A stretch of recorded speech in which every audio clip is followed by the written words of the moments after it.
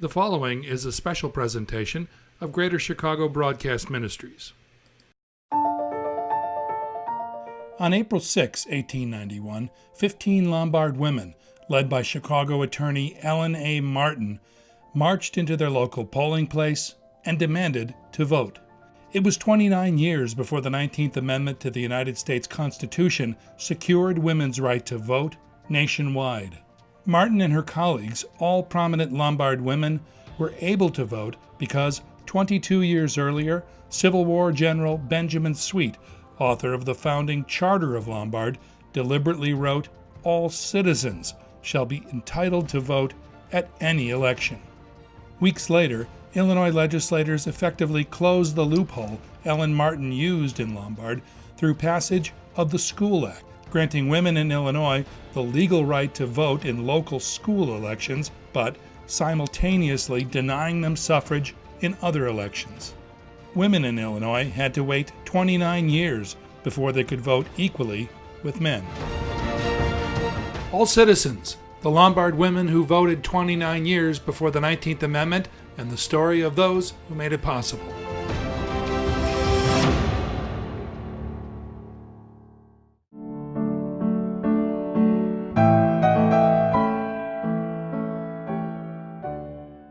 The story of women voting in Lombard 29 years before passage of the 19th Amendment has its roots in a women's suffrage movement that developed in Europe and took hold in the United States at the 1848 Seneca Falls Convention, where organizers began to formally advocate for the social, civil, and religious rights of women. Suffrage in America really starts publicly in 1848 with the Seneca Falls Convention. Elizabeth Cady Stanton, Susan B. Anthony, and a whole room full of Quakers had a convention where Elizabeth Cady Stanton drafted the Declaration of Sentiments, which, if you read them today, remarkably, there's still a few we haven't actually succeeded on quite yet.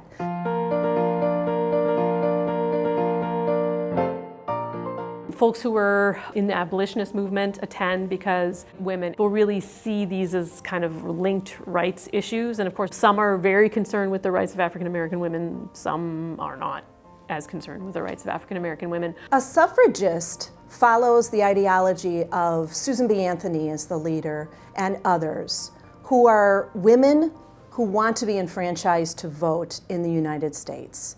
They call themselves suffragists. Kind of prominent is this moral claim for women to be able to vote that has this very mid-19th century idea that men are the head and women are the heart. They're asking for things like the rights to their own wages. Married women at the time, women who had the right to marry, which is primarily white women, were bound by a legal concept called coverture. So when they married, that meant that they lost their sort of public legal face. Things like wages, property, divorce, children, things like that. If you were a single woman, you could do a lot more things than if you were a married woman, because once you were married, you were essentially working on your husband's behalf.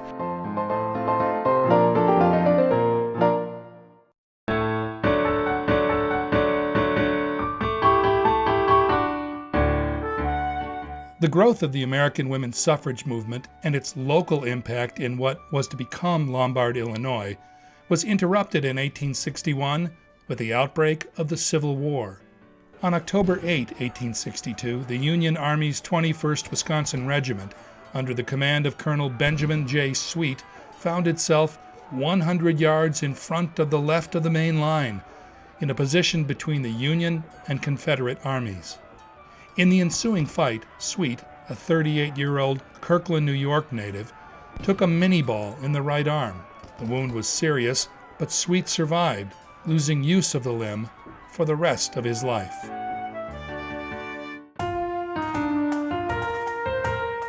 Sweet recovered and was appointed as a colonel in the Veteran Reserve Corps, also known as the Invalid Corps. He assumed command of the Union Army's Confederate prisoner of war camp, Camp Douglas, on Chicago's lakefront. Camp Douglas was one of the largest military installations in Illinois. Approximately 30,000 Confederate soldiers were housed as prisoners in Camp Douglas. Benjamin Sweet was an important commander of Camp Douglas. Prior to that, he had a broad background. He came from New York to Wisconsin. He was a lawyer by profession. He served in the legislature in Wisconsin. Now, he had some good things happened, good to the extent that the government was willing to spend some money to improve the facilities, even though they were way behind times to do it. Bad in that there was no exchanges of prisoners, so he was faced with a group of prisoners who had three ways to get out. They could die, they could escape, which many of them tried to do, or they could sign the oath of allegiance and walk out the gate. Most of them didn't want to do that. He also was a stickler for sanitation. The prisoners, many of them, absolutely despised it, but it was probably the best thing he did. He probably saved more lives than any other commander because he required their quarters to be swept daily, to be scrubbed weekly, and that every soldier would be bathed on Friday. He was an interesting guy in that he didn't want to live at Camp Douglas. He lived downtown Chicago, partially because he had a young daughter with him, Ada.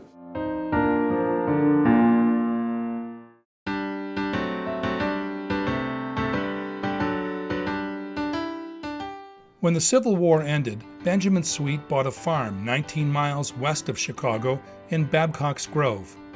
He resumed his law practice and was appointed by President Ulysses S. Grant to serve as the federal pension agent in Chicago. It was during this period, when he wasn't commuting into Chicago or west to the county courthouse in Wheaton, that Sweet was asked to help write the founding charter for the family's new hometown, Lombard, Illinois. After he was the commander of Camp Douglas, he bought a farm in Lombard, and he lived there right at the time that the town charter was being drafted in 1869. And he put a little chestnut in that town charter. He planted a seed in which he removed the gender of who was able to vote. It says all citizens of Lombard aged over 21 get to vote. Because he said all citizens and not male citizens or not white male citizens, he actually opened the door for that first vote to happen April 6, 1891. In 1869, Chicago's suburbs west of the city were beginning to draw the interest of real estate developers, especially emerging communities connected to the city by train. Towns like Oak Park, Elmhurst, and Wheaton were less than an hour away. This made them ripe for development. Lombard was created as a bedroom community. It was created as this town that's growing because of its proximity to Chicago, but at the same time, it's far enough away, so we live out of the stinky city of Chicago. There was many people in the town that were selling and creating neighborhoods. Newell Matson was a jewelry designer and silversmith. And there was the Newell Matson subdivision. And he made this whole neighborhood of Charlotte, Martha, all of those lovely streets that we like. In 1869, the Illinois Constitution said all white males are entitled to vote. Exactly why Benjamin Sweet wrote all citizens in Lombard is a mystery. What is known for sure is that two of his daughters, Ada and Winifred, were gifted young women who would go on to achieve greatness. Ada and Winifred Sweet, I don't believe, from everything I've read, everything I've researched, ever took no. They just didn't. Ada Sweet is no doubt her dad's right hand when she's living in Camp Douglas and working with him. She sees the ins and outs of the daily operations of that camp. She sees the influences politically. She sees strategy happening. She is getting a front row seat to what it's like to be a politician and to work in the government. Benjamin Sweet was not a nasty person. Certainly what he did in Lombard in the charter of the city was absolutely phenomenal. by taking one word out of a portion of it. I think that really was a tribute to Ada and to her sister, who were both very involved in social reform and particularly in women's rights.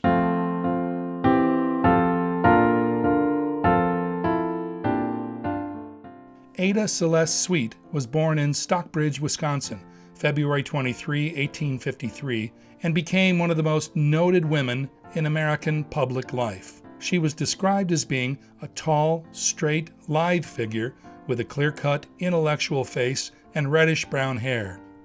In 1872, 2 years after the Lombard Charter was written, President Grant promoted Benjamin Sweet to First Deputy Commissioner of Internal Revenue. Sweet moved with his oldest daughter, Ada, to Washington, D.C., where she joined his office staff at the age of 19. On New Year's Day, 1874, Benjamin Sweet died following a sudden illness.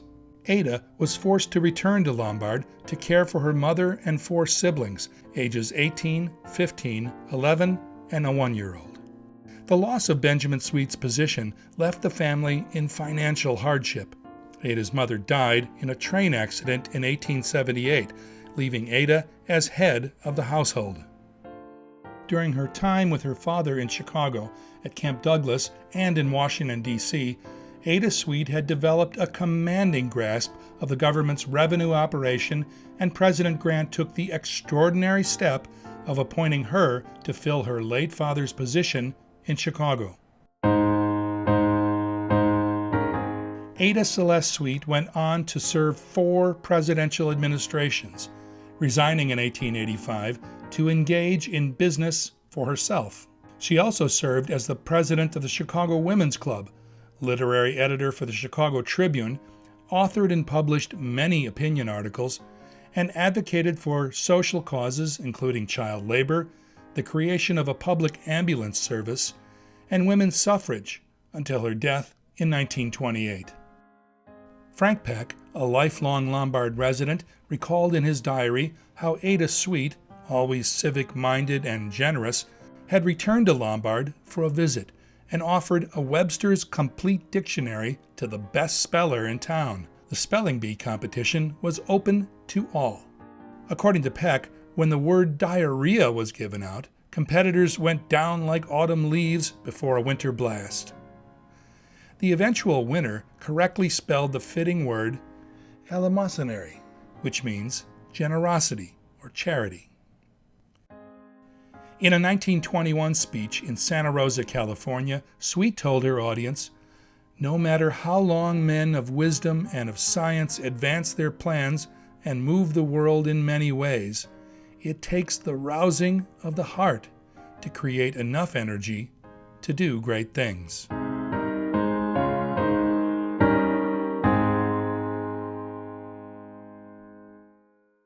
Winifred Sweet was 11 years younger than her sister Ada Sweet and had a different upbringing, but had no less of an impact on what a woman could do in the United States. Winifred was a born journalist, a born storyteller. She went on to work for William Randolph Hearst at the San Francisco Examiner. Her first act was pretending to faint in the streets of San Francisco so she could expose how bad the ambulance system was. There's a story about her hiding underneath a train car to get an interview with the President of the United States, and she popped through a hatch on the floor in order to get in because they wouldn't let her in. She really was one of these sob sisters, a part of this yellow journalism. It wouldn't be beyond her to dress up like a little boy and go to the Galveston flood and get a story. She was so well regarded that at her death in 1935, she is laying in state in the city rotunda because she's so well regarded and so beloved by the community. And she was certainly not afraid. She had the courage of a lion, Winifred Sweet did.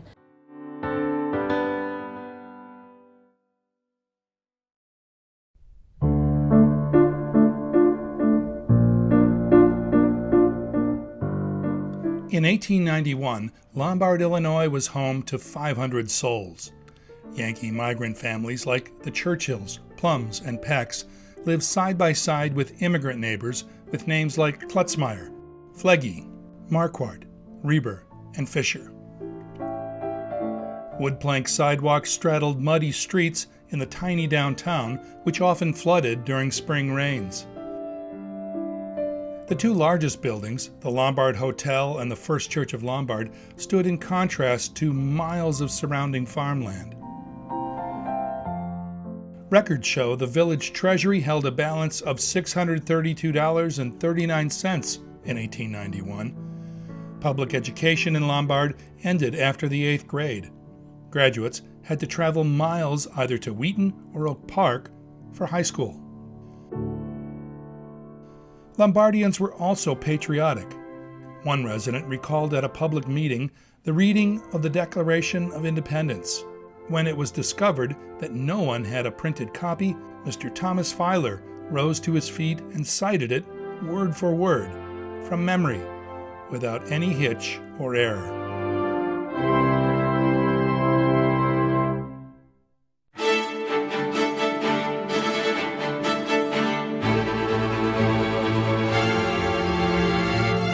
The incorporated village of Lombard, Illinois, had been in existence for 22 years in 1891, with a town charter that said all citizens can vote in any election. Yet no record exists showing that anyone other than white male citizens ever tried to vote. April 6, 1891, all that changed. One of the reasons that men and women were opposed to suffrage is it was regarded as such a public, political, and thus masculine thing to do. In voting, if you're a woman, you are stepping outside the sphere where you're supposed to be.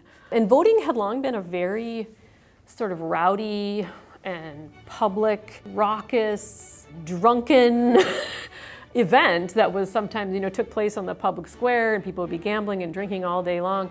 So there were certainly women who didn't want anything to do with that kind of public culture.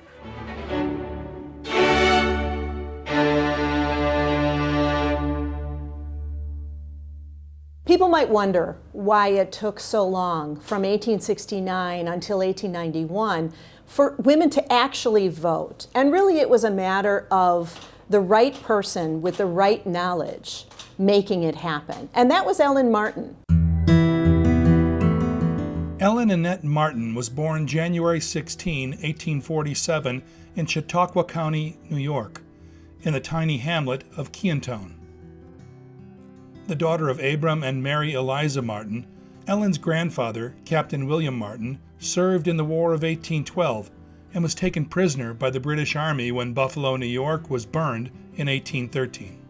Ellen's father, Abram Martin, was an early supporter of the Republican Party, a trustee of the Universalist Society of Keontown, studied law, and advocated for temperance and women's suffrage. With her father's encouragement, in 1871, Ellen began to clerk and study law with the firm of Cook and Lockwood, and then entered the University of Michigan Law School. During this period, Ellen met a fellow law student, Mary Frederica Perry. After graduation and passing the bar, Perry moved to Lombard, followed a short time later by Ellen Martin. The two women lived in a home owned by Perry's parents on Maple Street. They then began commuting into the city of Chicago on the train, setting up one of the first all-female law practices in America. Ellen Martin and Mary Perry, or M. Frederica Perry, are living together in the home of Mary Perry's mother. So they're very close. These two share the love of law together. For female lawyers, obtaining the suffrage was not just about the ability to vote, but to be able to practice law and argue cases, because just like names are drawn for jury duty from the pool of registered voters, to argue cases in front of a court of law, you also had to be part of the electorate. And of course, women couldn't serve on juries at the time as well. Voting would open up not just the ability to vote in a presidential election or vote for governor, but it impacted women's work and their working lives. Female attorneys could not argue a case in court, And they were not officially recognized as lawyers because of their non-status as an elector. I've been an attorney for 23 years. I'm a litigator. I walk into a courtroom all the time. I can't imagine not having that opportunity. Ellen Martin and colleagues were prevented from practicing what they loved. Despite the limitations, the firm of Perry and Martin was successful, handling cases involving real estate law and advocating for the property rights of married women. In addition to paying clients, Perry and Martin also devoted themselves to pro bono work, addressing leading social reform causes including poverty and women's suffrage. On June 3, 1883, Ellen Martin's world was shattered when Mary Perry died at the age of 32 in their home in Lombard following a battle with pneumonia. M. Frederica Perry had 5 columns in the Chicago Legal News written about her when she had her untimely passing of pneumonia. So this was a huge blow to Ellen, professionally and personally. Ellen Martin never recovers from Mary Perry's death. In a letter, Martin blamed Perry's death on her charity work. Miss Perry's death was caused by overwork, Martin wrote. In doing a great deal of work for women for nothing, had she not been overworked, the cold she took would not have been serious. I have followed the rule since, when I have anything to give away, I will give it in money and not in legal services, except where I have a personal obligation. That personal obligation apparently presented itself a few years later in Lombard. She sat in her office and she would read law books and read things about what does it mean to be a citizen? What does it mean to vote? And when she would find these snips of what does it mean to be a citizen, she would write that down until she created an entire legal brief. The women in Lombard have the right to vote, and brings it to the polling place, April 6, 1891, with 2 sets of spectacles on her head, the gripsack in her hand, and she announces that she's here to vote. The Chicago Inter-Ocean newspaper called it one shining star in the firmament of women's suffrage. After arguing with the 3 election judges, Martin demanded, "Now don't I live here? And ain't I over 21? Either read my brief or let me vote." Martin then proclaimed, "I invoke the majesty of the law and demand that my vote be recorded." Judge T.H. Vance fell into a flour barrel. Judge Reber leaned up stiff, and Judge Fred Marquardt was taken with a spasm. After voting, Martin left the judges in a state of innocuous destitute and flatulence. So she votes, she leaves the polling place, according to the Inter-Ocean, and comes back with 14 of her friends after telling them the deed is done. And they all come back and they all vote together. I don't know if anybody will ever know whether or not it was these prominent women asking Ellen Martin to work on their behalf for this election, or if it was Ellen Martin doing this and then gathering women around this idea and saying, you know what, I just voted, everybody else should vote now too. The fact is, those 15 women voted April 6, 1891 in Lombard. All of them were members of the First Church of Lombard. All of them except 2 were members of the Missionary Society. They're talking about world issues. They're talking about what we're going to do in Africa and how are they going to spread the word of God. I don't think it's a coincidence that they're all meeting weekly and it's the same women that are voting. They're related by marriage or they're related by blood. The women of society in Lombard. It's Helen Plum. Our library is still named after her, the Helen M. Plum Memorial Library. Her mother, Cynthia Williams, direct descendant of Roger Williams, who started the Rhode Island colony. Her sister-in-law, another Mrs. Plum, Mrs. Thurston, Mrs. Peterson, Miss Maria Reed, who was not married, Mary Claflin. Her son was on the village board at the time of the vote. Her sister's voting, her daughter's voting. It's an intentional group. These are not women who just, oh, I think I'll vote today. News of the vote in Lombard spread fast. The Lombard election judges quickly retreated to the county seat in Wheaton, where they huddled with Circuit Judge George W. Brown. The judge is, "You're dumber than my pointer dog. I can't believe you let him vote," and the vote stood. Less than 3 months later, on June 19, 1891, Governor Joseph Pfeiffer signed into law Senate Bill 160, an act to entitle women to vote in local school board elections. This, in effect, meant that women were now excluded from every other election, statewide.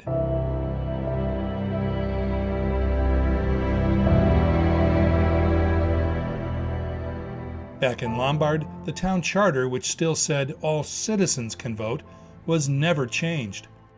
Changing it would have required the consent of the women of Lombard. As a result, the phrase all citizens remained. In order to change the charter, it would have had to have everybody vote to change the charter, which allowed women to vote to change the charter, and they weren't going to change the charter.